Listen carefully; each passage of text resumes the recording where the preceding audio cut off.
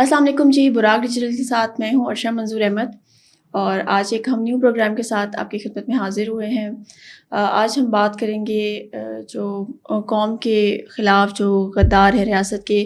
मुखालिफ जाना तो एक अलग बात है, गद्दारी करना रियासत के साथ उसके ऊपर बात होगी। इसके अलावा जो हमारे पाक अफ़वाज के कार्रवाइयाँ चल रही डिफरेंट डिवीज़न्स में, डिस्ट्रिक्ट्स में,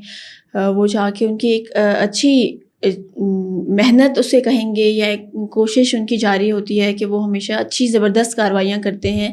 दहशतगर्दों के ख़िलाफ़ और हमारे पाक फ़ौज का एक अच्छा किरदार, अहम किरदार नज़र आता है, उसके ऊपर बात होगी। और जो गद्दारी करते हैं उसके सिलसिले में हमारी बात होगी। हमारे साथ प्रोग्राम में मौजूद है अदनान सलीम बलोच, उनसे गुफ्तगू का आगाज़ करेंगे। सर अस्सलाम वालेकुम, वेलकम करते हैं आपको शो में। सर पहला सवाल मेरा आपसे ये है कि आपने देखा कि किस तरह से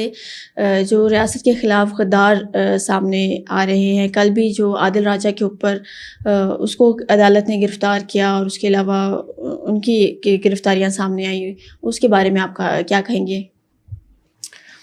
देखिए, मैं समझता हूँ कि ये कानून की बालादस्ती हुई है, आइन की बालादस्ती हुई है। आदिल राजा एक मफ़रूर भगोड़े हैं जिसे रियासत पाकिस्तान ने और अफ़वाज पाकिस्तान ने तालीम, सेहत, रोज़गार, रिहाइश और तमाम सहूलियात दी हैं। लेकिन इस मफ़रूर किस्म के इंसान ने अपने रियासत के साथ गद्दारी की, अपने फ़ौज के साथ ही उन्होंने गद्दारी की। और आज जब हमारी अदालतों ने बड़ी बहादुरी के साथ 2 दफ़ा से ज़ाहिद उन्हें फांसी के ऑर्डर्स दिए हैं,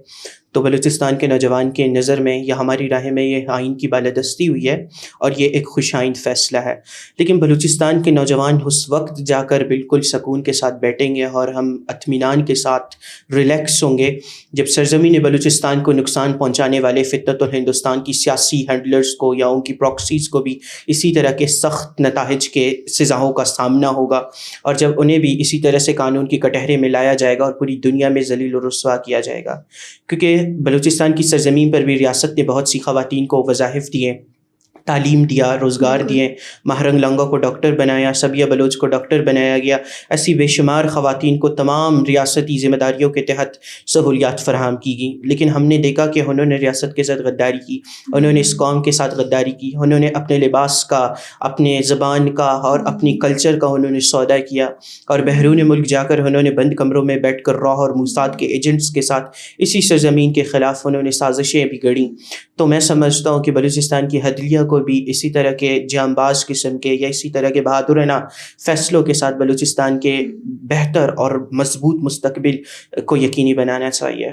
बिल्कुल सही कह रहे हैं आप। जी सर, कलात में ऑपरेशन हुआ तो उसमें एक दहशतगर्द हैं फैसल इब्राहिम, वो कौन थे और उनका ताल्लुक़ आपके डिवीज़न से भी है?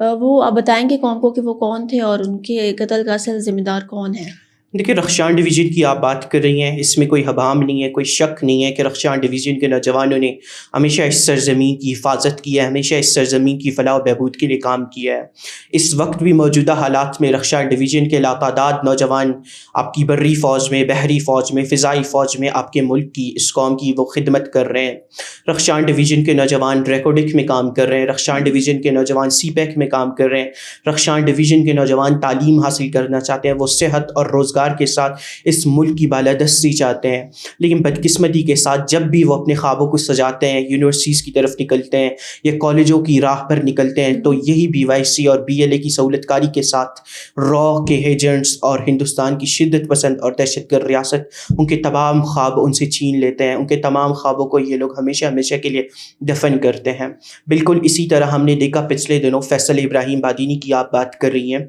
उनका ताल्लुक़ मेरे ही डिवीज़न रख्शान डिवीज़न के इलाके खारान से था। वो एक इंतहाई मुहिब वतन कराने से ताल्लुक़ रखते हैं, ना उनके कोई भाई लापता थे, ना उनके वालिद लापता थे, ना ही उनकी फ़ैमिली में कोई टेररिज्म बैकग्राउंड है। इस नौजवान को रियासत पाकिस्तान ने बलूचिस्तान से इंटरमीडिएट की एजुकेशन दिलाई। इसके बाद रियासती वज़ाइफ पर हुकूमत बलूचिस्तान की तरफ से इन्हें GC यूनिवर्सिटी लाहौर भेजा गया कि आप वहाँ जाएँ, तालीम हासिल करें और इस काबिल बने कि आप बलूचिस्तान की तरक्की और बलूचिस्तान की खुशहाली में अपना किरदार अदा करें और अपना हिस्सा डालें। लेकिन बदकिस्मती के साथ जब वो GC यूनिवर्सिटी लाहौर गए, वहाँ वो BSO पजार नामी एक नौजवानों की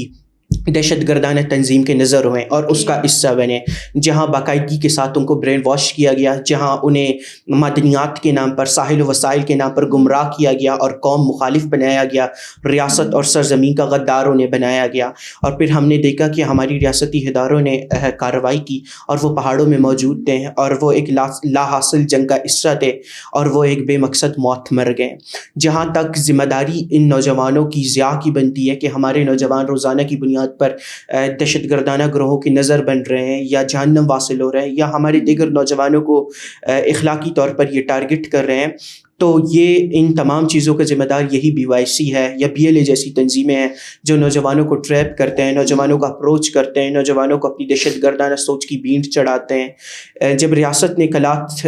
میں بڑی بہادری کے ساتھ کارروائی کی تو انہی دہشت گردوں کے ساتھ میرے ڈویژن رخشان ڈویژن کا ایک نوجوان عبید اللہ سیاپاد نامی نوجوان جس کا تعلق ڈالبندین سے ہے، وہ بھی وہاں موجود تھا، وہ بھی اسی اسٹرائکس کے دوران جہنم واصل ہوا ہے۔ تو اس سے یہ بات ثابت ہوتی ہے کہ اس کے اپروکس آئی تھنک اس کی ایج ہوگی 17 to 18 ایئرس۔ تو اس سے یہ بات ثابت ہوتی ہے کہ نوجوان ان کا اصل ہدف ہے، یہ نوجوانوں کو یہ اپروچ کرتے ہیں، نوجوانوں کو اپنی دہشت گردی کا حصہ بناتے ہیں۔ اس نوجوان کا وہ دور تعلیم تھا یا دور معصومیت تھی جب اسے معصومیت کے ساتھ تعلیم حاصل کرنا تھا، اسے اپنے پیرنٹس کے